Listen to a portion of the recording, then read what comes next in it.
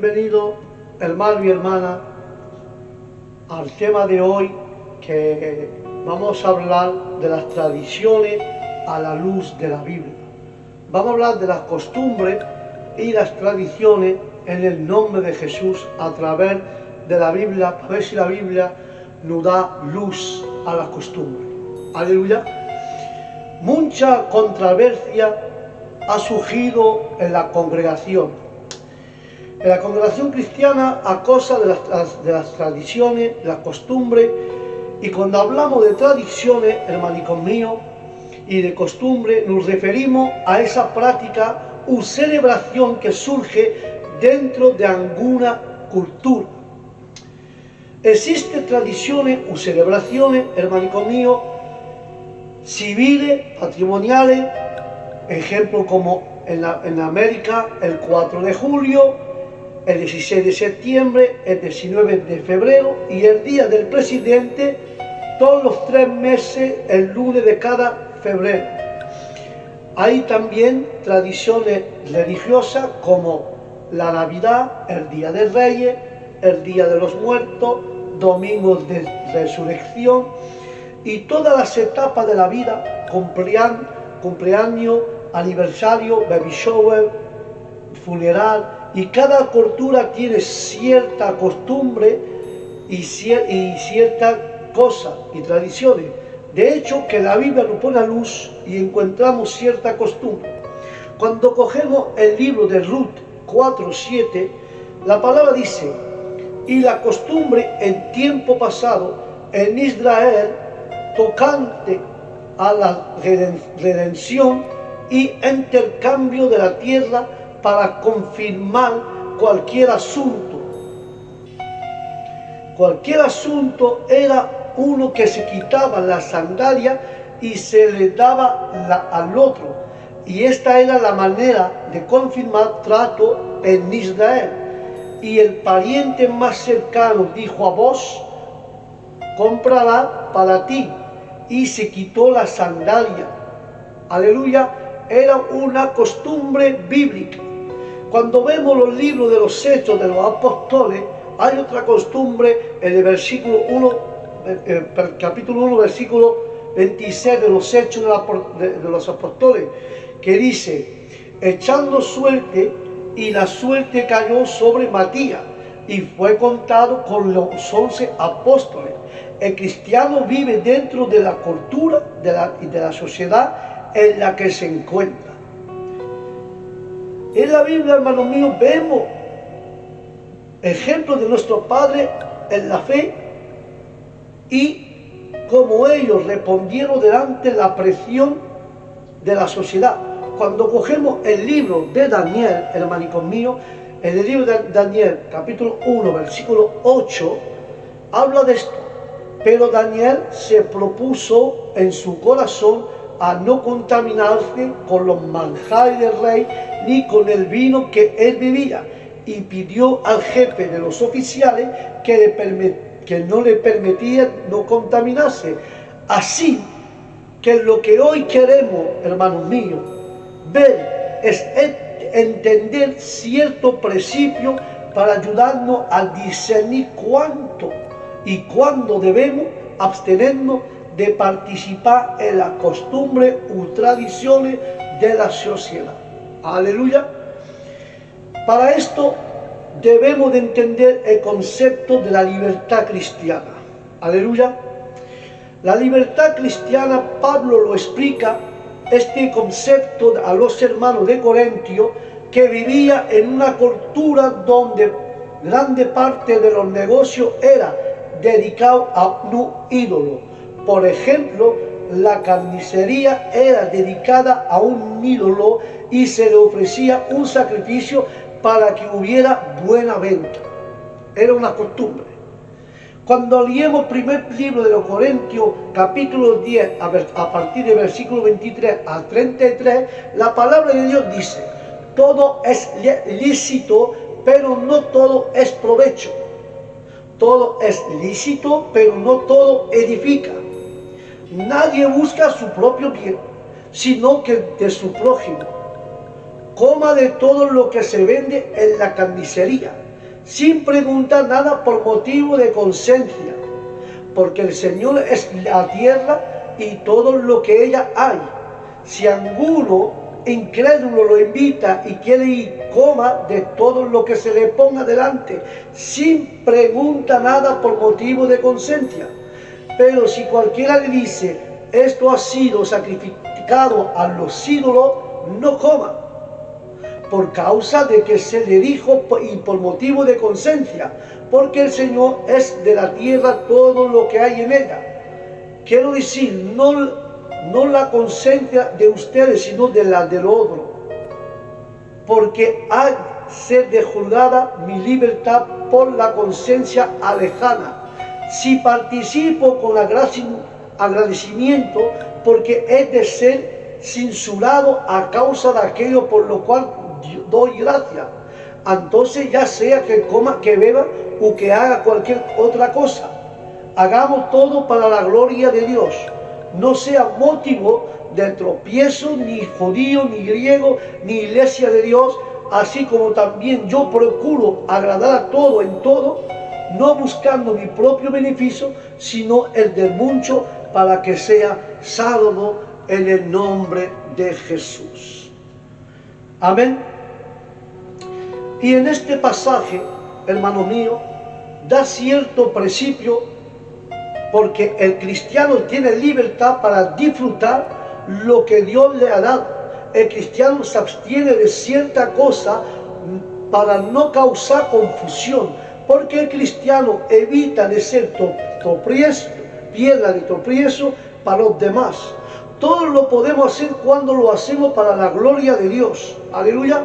Cuando, hermano, cuando evitamos ser tropiezo para lo demás, notemos que Pablo no está diciendo para entender si pudiera participar de algo, pero primero analice dónde vive la tradición y dónde surge esta práctica. Esto es lo que hace muchos cristianos, pero si vemos, hermanos míos, hay libros que no son para los cristianos, hay libros para los católicos, libros religiosos. Hay un libro que me ha llamado la atención, que el libro se llama Babilonia, Misterio Religioso. Y este libro de Babilonia, Misterio Religioso, este libro habla del origen pagano, del origen satánico de la cruz.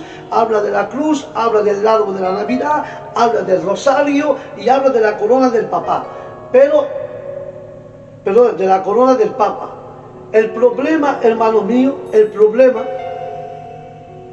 que hay, hermano mío, aquí, el problema que vemos es que la mayoría de los libros como este de los estudios que puede uno ver en YouTube acerca de mucha tradición y costumbres, son cosas mal informadas, mal documentadas, sensacionalistas. Si analizamos una de estas tradiciones, hermano mío, cuesta, porque son libros que son religiosos y satánicos. Ejemplo, cuando hablemos del árbol de la Navidad, de acuerdo al libro de Babilonia, el ministerio religioso se llama el libro, son libros Semirami. Una reina, Semirami era una reina, esposa de Mirón, que según fundó de Nenive, tuvo un hijo llamado Talmuz. Durante la noche, ella notó que un tronco muerto de pronto cobró vida y se hizo tronco verde. Ella comprendió que esto significaba que su esposo había revivido en la forma de su hijo Talmuz. Así que Talmuz no era solo su hijo, sino que también era reencarnación de su esposo Mirón. Pero luego el libro dice que el árbol de Navidad también tiene que ver con el libro de Jeremías 10, capítulo 10, versículo 3 a 5. Dice, porque las costumbres de los pueblos son vanidad, un leño del bosque es cortado, lo trabajan las manos de un artisante, con el cincel, con la plata y oro lo adorna, con clavo y martillo le asegura para que no se mueva, como lo espantájaro de una peña, su ídolo no habla, tiene que ser transformado porque no anda, no le tenga miedo porque no puede hacer ningún mal, ni tampoco le puede hacer ningún bien. Aleluya. Eso es como un espantapájaro. No habla, no se mueve, no le tengas miedo, porque no te puede hacer ningún daño, pero tampoco te puede hacer ningún bien. Si esto, hermanos míos, tuviera que ver con Rami, Mirod u Talmud, lo más probable es que lo hubiera mencionado. Pero Jeremías se refiere al corte del árbol para tallar y hacer un ídolo. No tiene nada que ver con una tradición que surge hasta los 1600 años en Alemania, el origen histórico del árbol de Navidad. Es distinto cristiano que en el imperio cortaba árboles de hoja perenne, que es decir, su hoja nunca se acaba o nunca se secaba, siempre se mantenía verde. Se entiende que muchos lo hacen para adornar su casa, y algunos lo asociaron con el acontecimiento que se estaba celebrando el nacimiento del Hijo de Dios, y el reformador alemán Martín Lutero fue el primero a adornarlo con vela. Una vez mientras iba a su casa observaban las estrellas que brillaban entre los pinos y quiso producir el mismo efecto en su casa. Aleluya. Es el origen del árbol de Navidad que dice el libro de Babilonia religioso misterioso. Es un libro. Aleluya. Ese libro también habla del origen de los Baby Shower. Los Baby Shower. Vamos a ver el origen. Desde el tiempo antiguo, en la civilización egipcia y griega, había evidencia que de las mujeres embarazadas recibían regalos de la comunidad para poder criar su hijo. En la Europa de hoy, la costumbre de dar regalos parece que tuvo un boom después del Winds. Cuando los soldados regresaban de la guerra, a los 9 meses nacían los bebés y lo llamaban los baby bomber. Los baby bomber. Y hoy en día han cambiado esa palabra por baby shower. Había dificultad económica a causa de la guerra, así que le daban regalo al futuro bebé. Era de gran apoyo económico para la familia, y de ahí sale los baby shower, porque antes se llamaba baby boomer, porque los padres iban a la guerra y cuando los soldados regresaban en casa, a los 9 meses nacían los bebés y le daban regalo porque el padre estaba en la guerra, y de ahí ha nacido baby shower. Amén. Ahora, si hablemos de la costumbre Halloween, el 1 de noviembre entre los pueblos celtas se celebra el fin de la cosecha y el principio del invierno. Estos pueblos paganos creían que en esta fecha se hacía una conexión entre el mundo natural y el mundo de los espíritus, y eso aprovechaba a ofrecer sacrificio, ofrenda a los espíritus.